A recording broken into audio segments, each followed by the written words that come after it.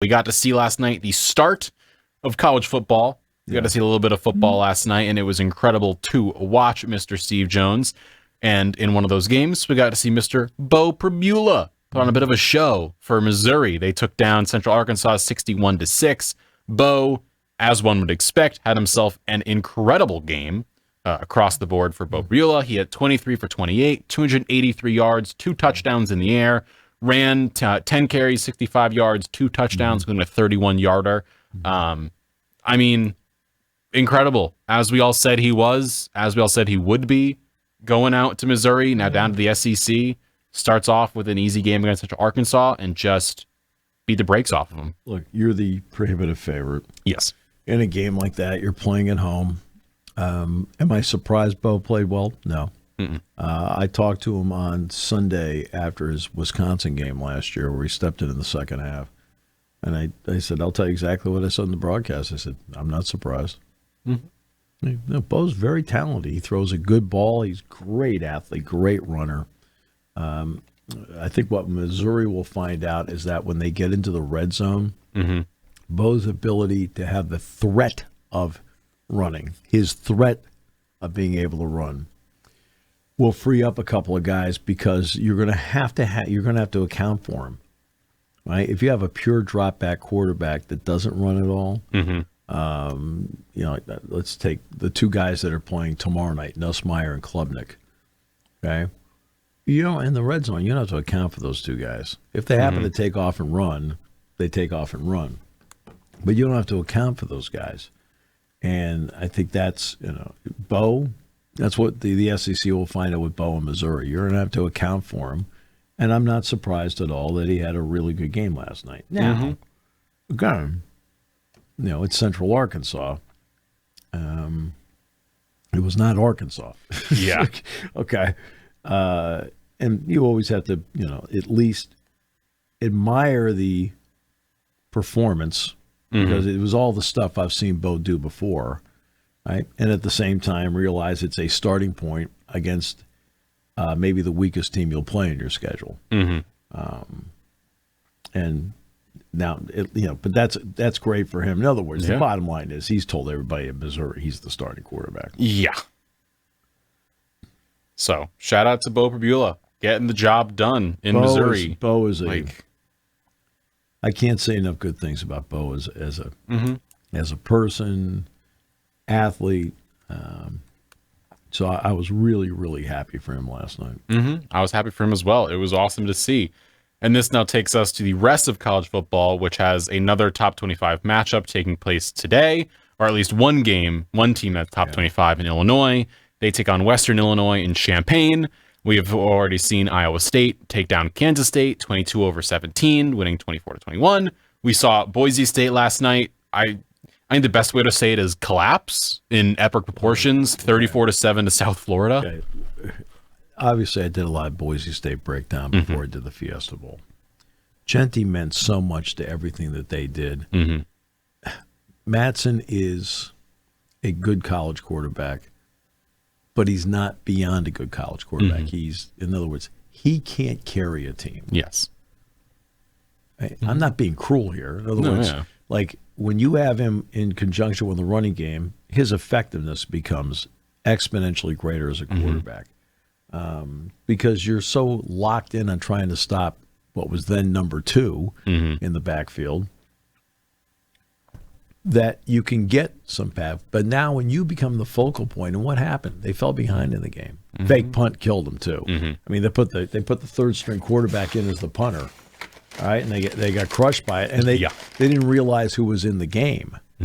It's very college football to happen.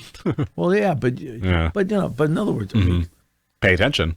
Well, that's what I mean. I mean, in other words, look, I mean, we do everything we can to tell you who's in the game. I mean, it's not like, oh, X is back and just assume it. I'm looking to see if it is X back there all the time. I'm talking about no matter which team is out there, because there have been times where they've thrown out. I've seen the backup quarterback go out, right? I've seen the backup quarterback go out as the holder. You're like going, right? Okay, Jack, the backup quarterback's in the game, who just fill in name, Kyle F., right? I said, let's just see what they want to do here. And sometimes it's just a standard hold, and that's it. But there's the chance. But you do point out that they changed the guy. It's one of the reasons why you're not doing this the entire time, looking around. Hey, how's everybody go? You're like this, trying to making sure personnel's out there. That way, you're trying to tell the audience so they're tipped off about the possibility of what a team may or may not be doing. And they got caught on it last night. And the biggest problem with Boise State is a team that is built to play with the lead. And when they fell behind last night, that's not their strong suit, coming from behind. And they don't have the quarterback to bring you back from behind. Nope. They control clock. They control yardage. They get to the lead. That was always my point about Michigan. My point about Michigan with the sign stealing thing, it's not the second, third, and fourth quarters because you're up in the box watching signals, which you're allowed to do. That is legal. It's the start you get off to where you know stuff already, and that they didn't gain a competitive advantage. Whomever says that has just told you that they know nothing about football. They've just told you they know nothing about football, right? Because if Michigan were a team that was built to come from behind and so forth, had a wild, crazy passing game, whatever, you know what I mean? Team like that, I wouldn't think twice about it. Okay, it's like, okay, I can understand. Okay, it doesn't really make a big difference, right? But when you sit back and look at what was their MO, run the ball, play with the lead, run the ball. Now, it doesn't mean J.J. McCarthy can't mix his passes here and there. He had a great Rose Bowl against Alabama, to his credit. But they were built as a team to get to the lead and play with the lead. And just not let up. Right? And that's where the sign stealing part came in. It gave them an advantage in the first quarter when they were attempting to get to the lead, thus then allowed them to play to their formula, going the rest of the way. So with Boise State, back to them, they are built to be a team that has to get to the lead and play with the lead. As you saw last year when they were trying to come back against Penn State. They just couldn't do it. They had no chance. No chance. I mean, I knew when Warren caught the touchdown pass in the back of the end zone in the third quarter, I knew the game was over. Yeah. Now let's go to this weekend's matchups, the big ones. Before we get to Penn State taking on Nevada, we've got the big game at noon going down in Columbus. Texas, number 1, versus Ohio State, number 3. Wow. It is a heck of a way to start off the season, Steve Jones. It is. Look, the two teams are different right now than they were when they played each other in the national semifinal. And that's something, I'll just do one quick addendum on sports. Do not make the mistake, which most people do, of assuming there's carryover from one season to the next. When you have a team, and Russ Rose is the one that really put this in my mind over and over again. He won 7 national titles, but he won 4 in a row. 4 in a row. And the point of emphasis he made with his team, as he told me, was, he says, I have to convince them on day one that they're a brand new team. That you're 0-0 and last year doesn't gain you a single point this year. Right? The dynamic, there are players that have left. There are freshmen that have come in. This is back when it was more standard. There are players that have graduated. There are freshmen who have come in, and it changes, even subtly, the dynamic of a locker room. You are a different team than you were last year. Yep. Right? So now we get to Texas and Ohio State. They're different teams than they were when they played last year. The starting quarterbacks are not there. Quinn Ewers is not there. Will Howard's not there. Or it's going to be Julian Sayin and Arch Manning. Arch Manning has a lot of hype and pressure on him, hype that he has not created himself. Right? He hasn't done any of it. He's just been like, I'm just here to play. Not only that, but all the other players on the team get asked about him, but because he's very much of a team guy, you can tell they love him. Texas has made some moves with the transfer portal, wide receiver being one of them. They got some transfer portal guys on defense because they felt they needed it. Ohio State has had to dip into it more, right? Their running back situation. I mean, Peoples is very much like, to me, because he was with them last year, J.K. Dobbins. But now they've got a a somewhat slimmer version of C.J. Donaldson, who had been the big power back at West Virginia, who's gone there. Upgraded themselves at tight end. Max Clare is really good. He's really good talent. I mean, Purdue has 84 new players this year. Right? The two best players on last year's Purdue team, the two best players, no question, offense, defense, was Clare the tight end and Dylan Tiedemann the safety. Clare's at Ohio State. Tiedemann's now at Oregon. Okay, those are the two best players. Well, Clare will help saying out. Jeremiah Smith, great player. Carnell Tate, excellent, right? Number 2 type of receiver with any team. He's kind of like the John Taylor, Jerry Rice thing. Okay, their offensive line is good, but it's not the same as it was last year. Their defensive front is not the same as last year, but they still have a lot in the secondary. And Caleb Downs, Caleb Downs to me is very much like a college version of Troy Polamalu, because you can kind of move him as a chess piece the way Penn State offensively used Tyler Warren as a chess piece last year. Downs is really good, but Hancock's back, Igbignosin's back. I mean, they still have players like that, but they have new coordinators. They also have new coordinators on both sides of the ball. Sayan and Manning will both complete passes tomorrow. But I also expect two coaches to sit there and pick their spots to be daring and not be daring all day long. Because they have to figure out in a game what to trust and what not to trust in their quarterbacks. Now, Sarkisian may have a little better feel in games about Manning. But remember, when I watch Manning, 2 games in particular I watched Manning play were both against Georgia. Came into the Georgia game in the regular season down in Austin, came into the SEC championship game. He didn't play very well. Now, it's Georgia, but they're not playing Toledo. They're playing Ohio State. Now, does a year of maturity help him? No question. So let's see what he does. Sayan, I can't tell you what he's going to do. I don't know. Idea. The only thing I've ever seen Julian Sayan do in person is warm up. Yeah. So that game is going on tomorrow at noon on Fox. It's a 1.5-point line for Ohio State, so it's pretty much toss-up. It's all but like a pick who you want to win type of game. I mean, if the game were in Austin, they'd be a 1.5. Yeah. So that game goes on at noon. Another team in the top 25, Tennessee, is down in Atlanta taking on my Syracuse Orange, the full new look Orange. You've got Steve Angeli, the former Notre Dame quarterback there, going with Fran Brown. Tennessee also has a new quarterback, Joey Aguilar, taking over for Nico Yamaleava, who is now at UCLA. I'm not sure what either quarterback can do in this game. No one does. Aguilar was going to be the next guy up at UCLA, but he didn't play for UCLA last year. Right? Meanwhile, Angeli, let's give him credit. I mean, he averted disaster at the end of the first half when he fumbled the ball, and they were able to get it back. I mean, Abdul Carter had 2 arms. 2 arms that were working. Or 1.5 arm. Right? I mean, Penn State recovers the ball. I think they win the game. But to his credit, he was able to hang in there, close out the half. They got a field goal, 10-3 at halftime. So I don't know what they're going to have. I mean, the game's down there.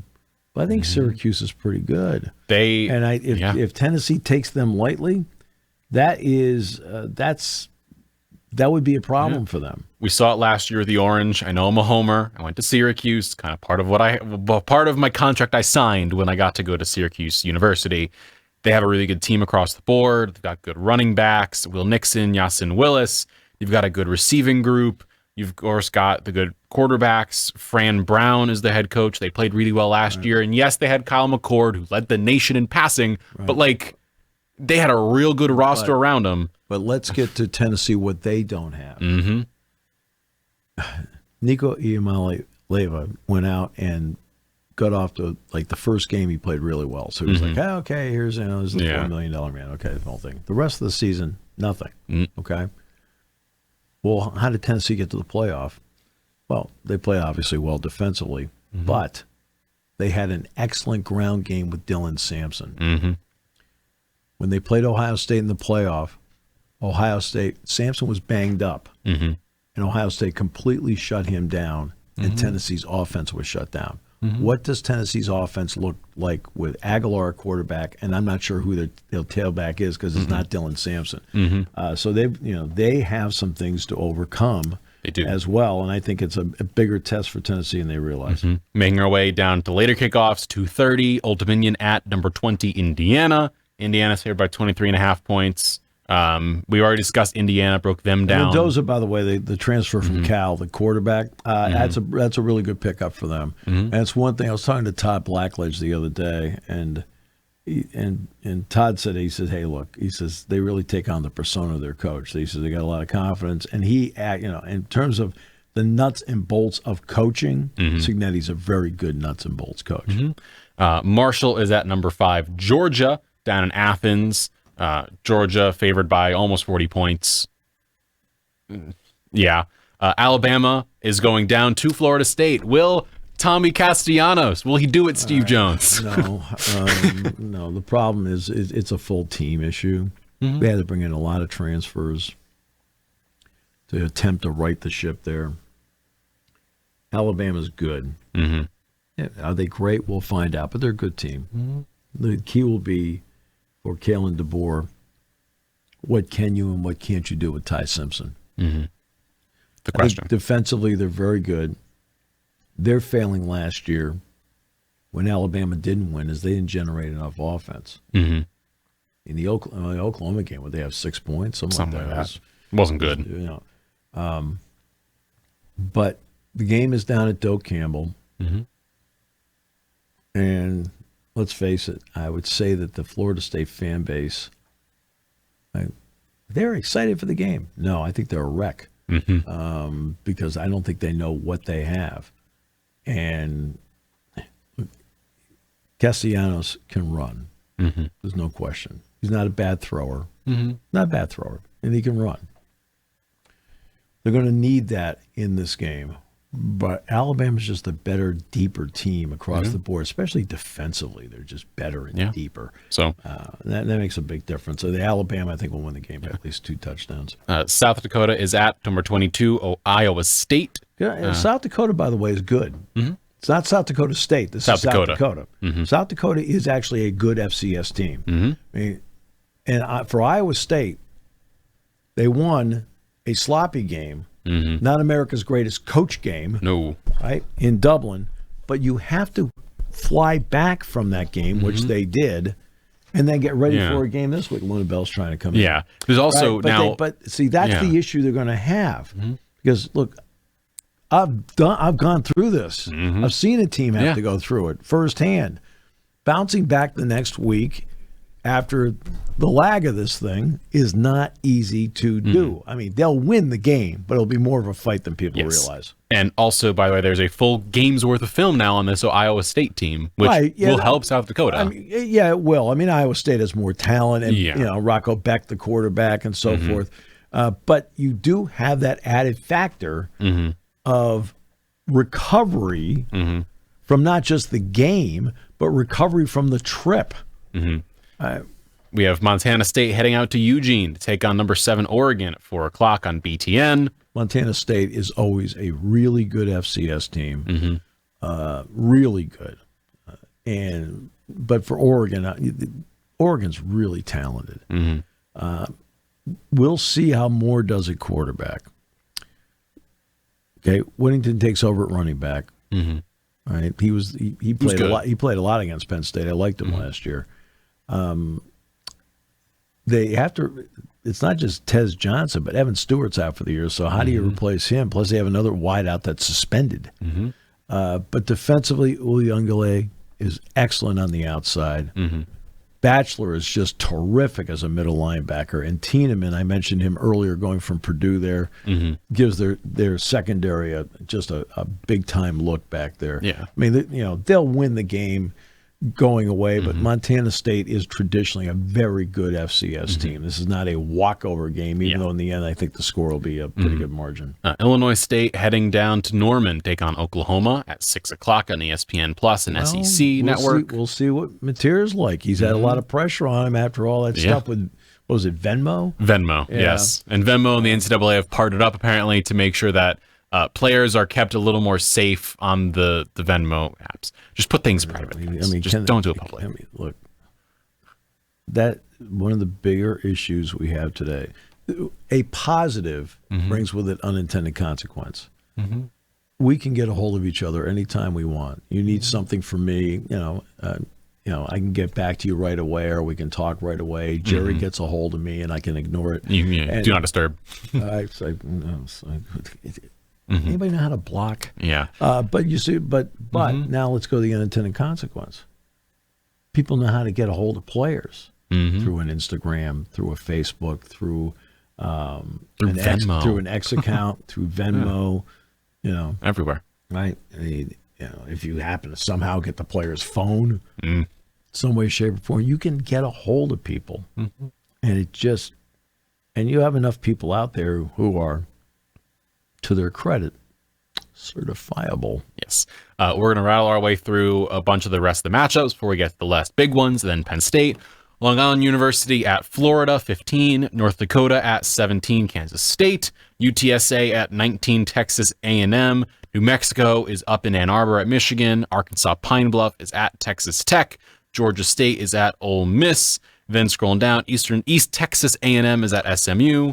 Northern Arizona at Arizona State. That wraps up the big matchups. Look at the last big one, LSU at Clemson. Before I get to that, Michigan, New Mexico. New Mexico's not good enough. The question's going to be attack-wise. Michigan's passing game barely had a pulse last year.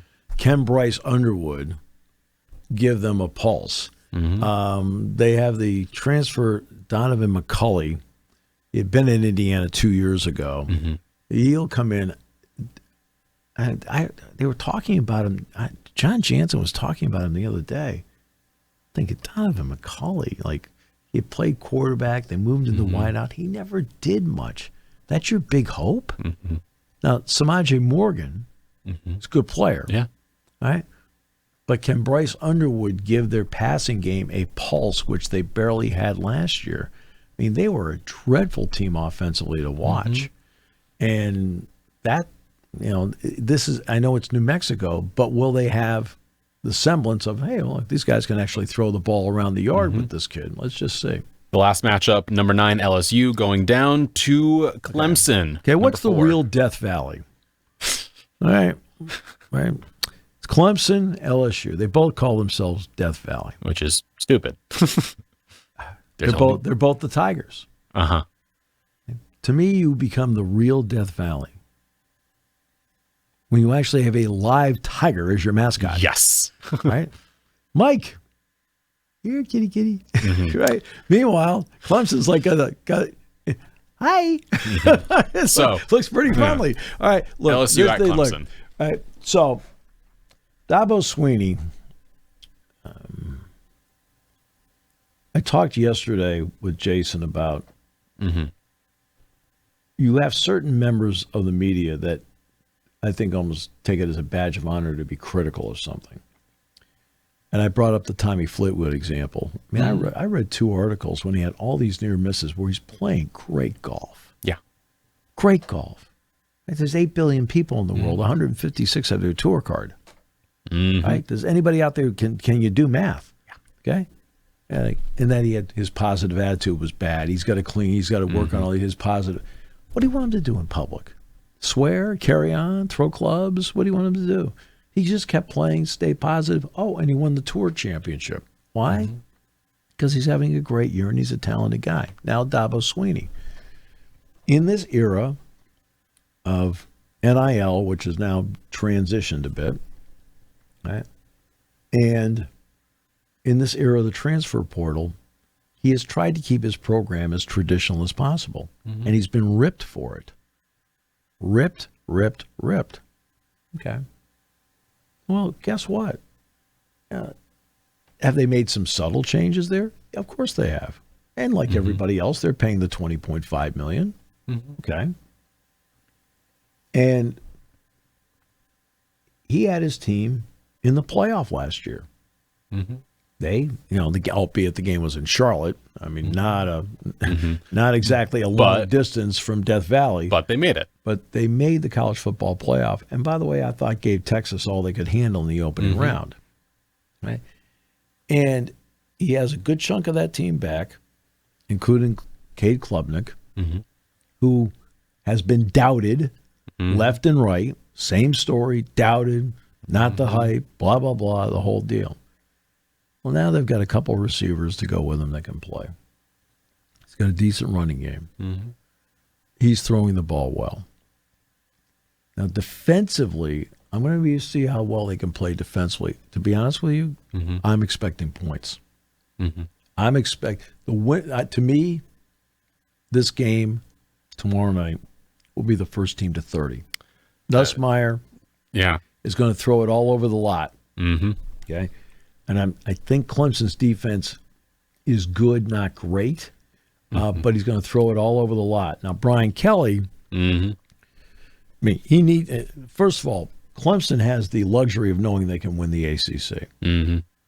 LSU does not have the luxury in the SEC. That's exactly right. That's why LSU needs the game. And your numbers match up, by the way, with the bookies, who have it at 57.5 over-under. So first team to 29 wins the game is what they're projecting. Right. So, I mean, that's how I look at it. I think first team to 30 will win the game because I think it'll be a game that will have some points. I think it's going to be a fun, entertaining game to watch.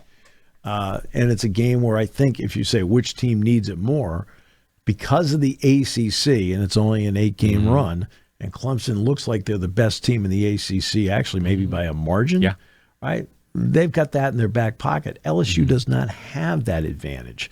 So I think they're going to need a game like this, and they're going to need Nussmeier to play really well because he'll be the guy playing on the road. But, yeah, I mean, that's how I look at it. Thanks for listening to Sports Talk with Steve Jones. Catch the latest from me on the 7 Mountain Sports YouTube page. Find clips of the show on Twitter, Instagram, and Facebook by searching up 7 Mountain Sports.